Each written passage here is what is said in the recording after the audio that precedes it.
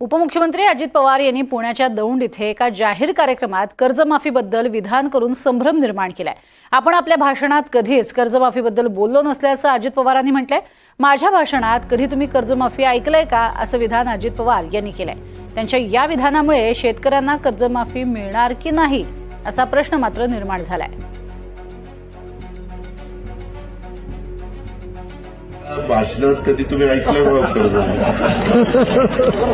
मला मी जेवढी भाषणं केली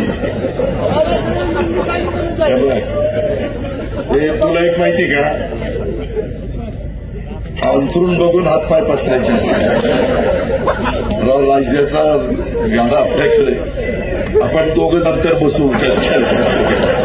शेतकरी कर्जमाफीचा उल्लेख त्यांच्या भाषणात केला नसला तरी भारतीय जनता पक्षाच्या जाहीरनाम्यात त्याचा उल्लेख आहे।